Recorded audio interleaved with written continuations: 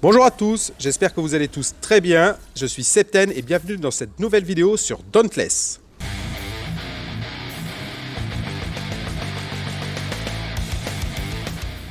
On se retrouve aujourd'hui pour une nouvelle vidéo où je vais vous expliquer les armes dans Dauntless. Cette vidéo s'adressera donc plus à un nouveau joueur qu'à un joueur chevronné. Mais avant toute chose, si ce n'est pas déjà fait, vous pouvez mettre un petit pouce bleu et vous abonner à la chaîne, ça fait toujours grandement plaisir.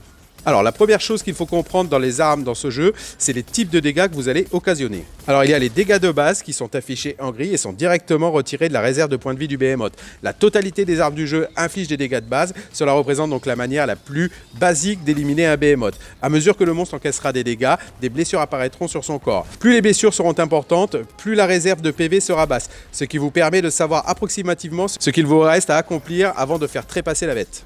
Il y a également les dégâts aux membres. Les dégâts aux membres sont affichés en jaune et sont appliqués à la créature lorsque vous les frappez sur la tête, la queue ou encore les pattes. Ces dégâts n'auront aucun impact sur le total de points de vie des monstres, mais influeront plutôt sur sa réserve de PV. Toutes les armes du jeu infligent un taux fixe de dégâts aux membres, les armes tranchantes bénéficient toutefois d'un sérieux avantage. Les dégâts aux membres permettent de détruire les parties d'un monstre afin de récupérer des matériaux de fabrication. Lorsqu'un membre est brisé, son aspect change et l'attaquer de nouveau infligera plus de points de dégâts de base. Troisième type de dégâts, les dégâts étourdissants. Eux sont affichés en bleu et n'infligent pas sur la réserve de points de vie du monstre. Ils pourront toutefois les étourdir et les interrompre après le dépassement d'un certain seuil. Et pour infliger des dégâts de ce type, vous devez obligatoirement frapper la tête ou les pattes, les attaques de la tête étant nettement plus efficaces. Une fois le Behemoth étourdi, les joueurs équipés de cellules spécifiques pourront lui infliger des dégâts bonus. Les haches, les épées, les chaînes-lances infligent également des dégâts étourdissants sur certaines conditions, mais les marteaux sont nettement plus efficaces pour ce genre de boulot. Et enfin, les dégâts mutilants. Les dégâts de mutilation sont affichés en rouge et permettent, comme leur nom l'indique, de mutiler une partie destructible du monstre. Un membre mutilé subira 50% de dégâts en provenance des armes tranchantes et 25% en provenance des armes contendantes, ce qui fait de la mutilation une bonne manière de détruire rapidement les différents monstres du jeu. Alors dans Dauntless, vous avez la possibilité de vous servir de 7 types d'armes différents. Des épées, des haches, des marteaux, des chaînes-lames, l'hétérolances, les cestes et enfin les répéteurs. Celles-ci pouvant être regroupées en 3 catégories principales. Les armes tranchantes, ça va être les épées, les haches, les chaînes-lames et les répéteurs. Ces armes infligent des dégâts aux membres et sont capables de couper et de briser les membres d'un monstre. De base, ces armes profitent d'un bonus de plus 50% aux queues et elles infligeront également 50% de dommages aux membres mutilés. Il y a les armes contendantes, ça va être les marteaux. L'équipement de cette catégorie inflige des dégâts aux membres ainsi qu'une quantité de dégâts étourdissants. Particulièrement importante, si les marteaux sont incapables de trancher les parties de queue, ils sont en revanche très efficaces pour briser des membres et interrompre des attaques. Et enfin, la dernière catégorie, ça va être les armes d'estoc, un peu comme elle décrivent avec le coup d'estoc, ça va être l'hétérolance. L'arme d'estoc inflige d'importants dégâts mutilants aux différentes parties d'un Behemoth. Un membre mutilé subira les dégâts supplémentaires en provenant des armes tranchantes. Alors du coup, chaque arme dans Dauntless a un gameplay et des attaques et des bonus différents, ce qui permet de varier la jouabilité à chaque partie si on désire ou alors de se spécialiser dans une arme spéciale. Moi personnellement, je change régulièrement d'arme afin de pouvoir profiter au maximum des bonus de reforge que j'expliquerai dans une prochaine vidéo. Allez, c'est parti, je vais vous décrire les 7 types d'armes. L'épée dans Dauntless est l'arme que vous apprendrez à maîtriser dès le début du jeu, car celle-ci est directement disponible dans le tutoriel du jeu la première fois que vous y jouerez. L'épée est une arme à 2 mains tranchante, très polyvalente, qui est idéale pour trancher des parties de Behemoth. Elle fait des dégâts moyens avec une vitesse moyenne également, ce qui permet d'enchaîner facilement les combos.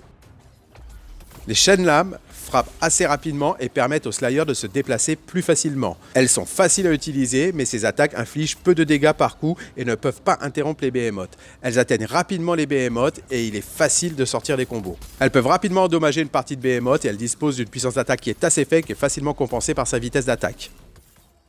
Le marteau de guerre, la première arme lourde du jeu qui lui confère des dégâts ultra puissants. Le marteau peut interrompre les Behemoths et infliger des dégâts énorme. En revanche, il ne peut pas trancher de membres. Il a également la capacité d'infliger des dégâts étourdissants sur les Behemoths. Cela crée une occasion pour vous ou vos coéquipiers d'infliger des dégâts encore plus puissants dans l'ensemble. En revanche, le marteau est très lourd à jouer, car même s'il fait de gros dégâts par coup, il est aussi très lent. Les répéteurs infligent des dégâts en continu à moyenne portée. Elles ont l'avantage d'augmenter la capacité de survie du Slayer en raison de sa distance par rapport au Behemoth et de sa flexibilité grâce à ces pièces modulaires interchangeables que l'on va pouvoir crafter. En revanche, ils ne peuvent pas interrompre les Behemoths et nécessitent des pièces d'artisanat pour être efficaces et personnalisées. Les répéteurs sont des armes uniques dans Dauntless dans la mesure où c'est la seule arme qui inflige des dégâts purement à distance. Ces dégâts sont causés en permanence avec une précision extrême, mais de temps à autre, il va falloir aller se coller au boss pour aller les recharger et faire un maximum de dégâts.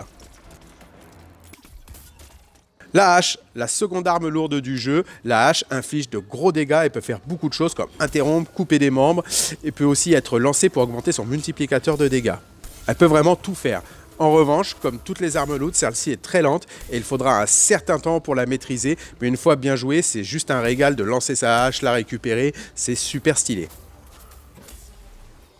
Les cestes sont une arme au corps à corps avec un fonctionnement se basant sur l'utilisation de combos spécifiques à faire dans un certain ordre pour augmenter ses dégâts. Rapides et légères, elles infligeront des dégâts modérés et vous permettra d'avoir une bonne mobilité. C'est une arme très rapide qui aura la capacité de briser rapidement les armures des monstres.